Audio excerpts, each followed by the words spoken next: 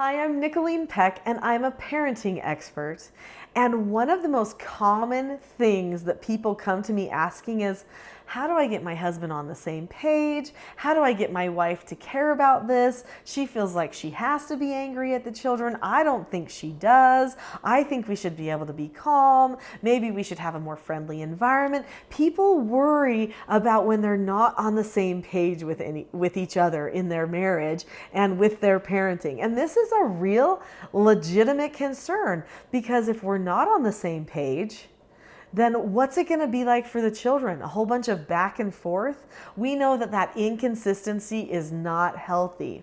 So this video is all about fixing that problem. I know exactly what to do when parents are not on the same page.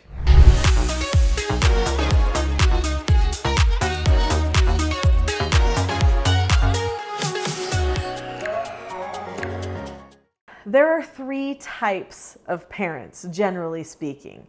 There's your peacemaker friend type parent. There's your bully, fear-based, authoritarian type parent. And then there's your traditional, strict, principled, calm kind of a parent who is firm but calm. Now, what type of a parent are you? The most effective type of parenting is actually the traditional strict type of parenting, because that's the type of parenting that is planned out. And I think whenever people start taking parenting courses and trying to improve their parenting, they're getting more deliberate in their parenting, and so they're starting to make plans. But then there's this other person who just doesn't want to deal with it. Maybe they feel like there's not really a problem. It's no big deal. Our kids are turning out fine. Or, can't we all just be friends and focus on that passive peacemaker kind of approach to parenting? Or maybe that other parent is thinking, listen, we're fine. They don't cross me. They just cross you because you're a pushover, because there may be more of the heavy. So there's the heavy and the pushover, right? Usually. And in most couples, there's usually one of each. Sometimes not, but that is a very common occurrence because there's this balance, right? Opposites attract, a kind of a yin and a yang. Plus, we're all raised differently and we've had different experiences with our own parents. So what are the negative effects of this permissive type of parenting? Well, there are many.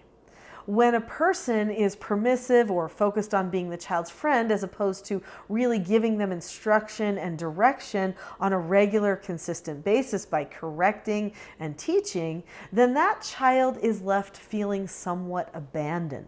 Believe it or not, they feel like the parent doesn't care. They also start testing all kinds of boundaries in every which way because they're trying to find what is true. They end up a little bit more lost than the other children. Even they're more lost than the children who are raised by parents who have that heavy authoritarian type parenting, because at least those heavies are willing to draw a line.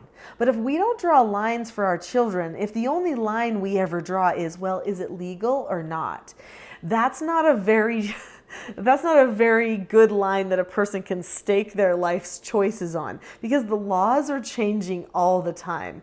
And to base your morality on the laws, super modern progressive, super subjective, and the child ends up feeling like they're morally adrift. So there are many negative consequences that accompany this more permissive style of parenting. One of those other negative consequences is that the parent and child don't actually end up with the tight bond that the parent is looking for. So usually the parent wants to be that wise person to the child. They're so friendly with them. They want to be the best of friends, and usually the child ends up turning on the parent anyway and going toward peers, because the parent never exercises that parental authority enough to help the child have enough time with family. Oftentimes, in fact, many times the parents even put that interaction, that social interaction with peers, above the importance of the interactions with family and the interactions with parents.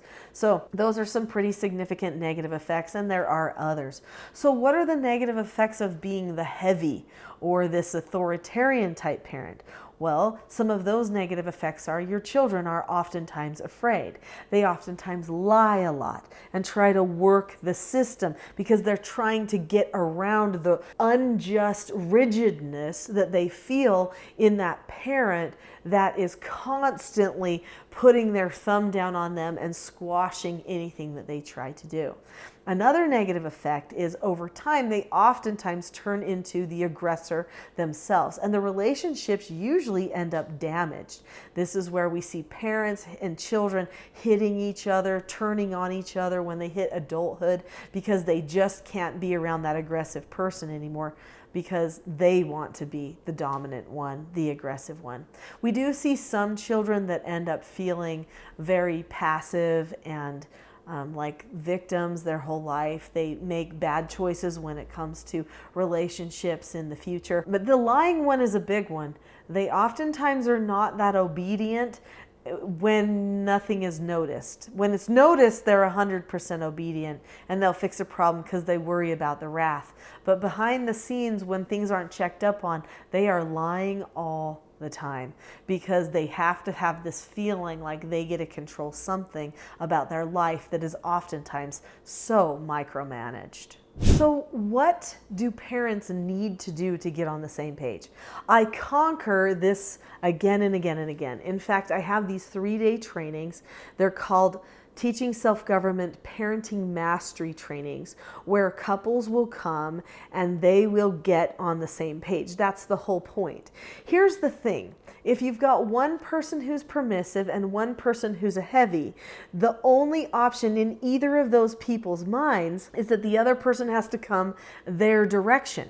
The other person has to adopt what they think is right. But there's actually another solution.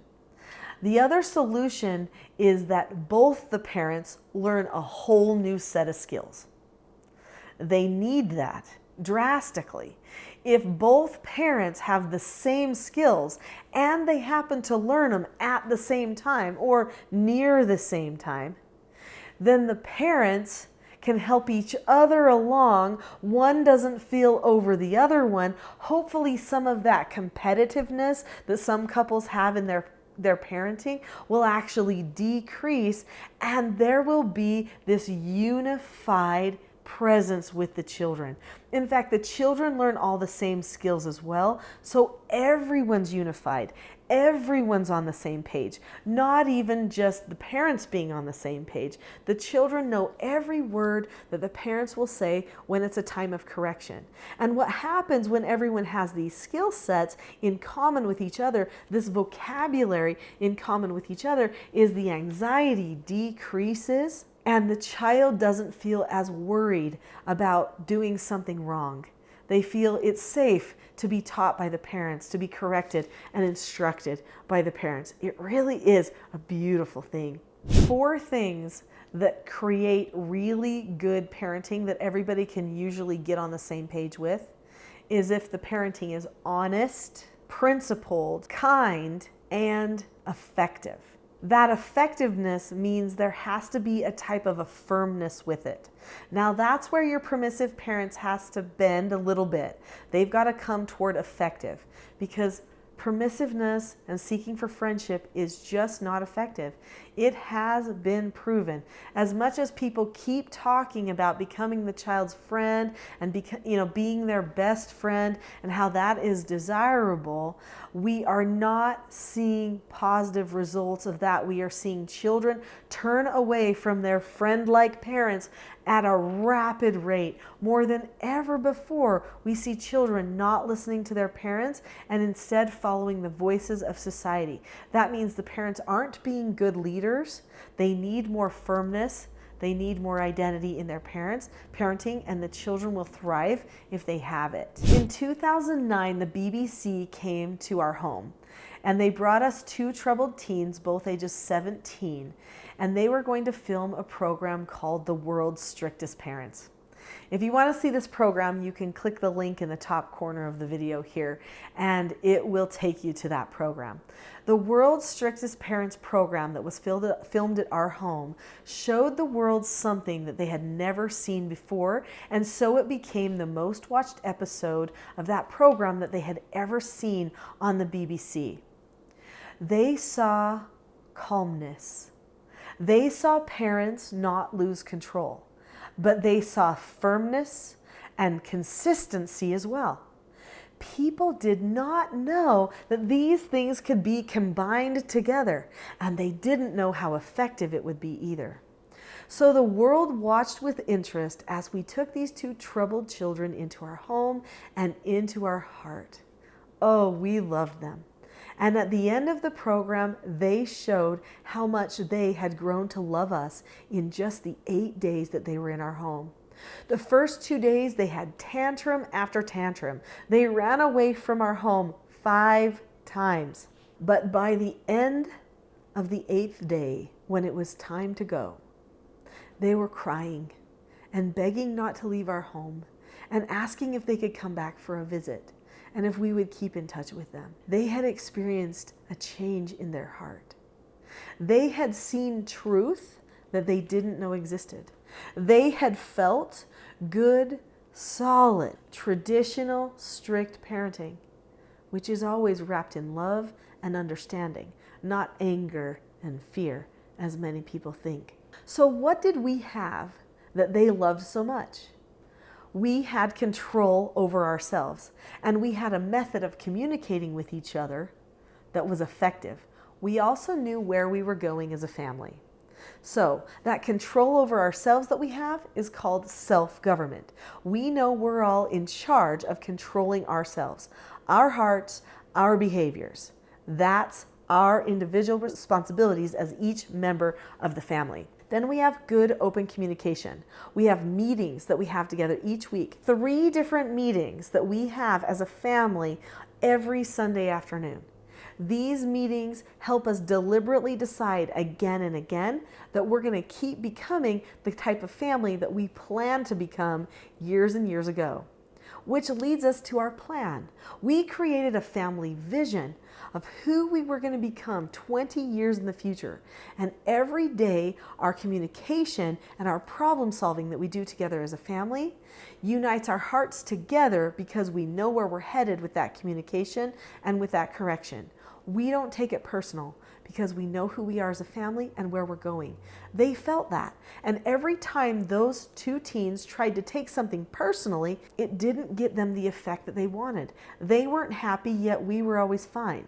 We didn't engage in the power struggles, yet we still loved them, even if they were trying to have one. They didn't understand this. They didn't know how we could love them beyond a misbehavior, beyond a power struggle, how we could have patience and understanding, yet firmness all along the way.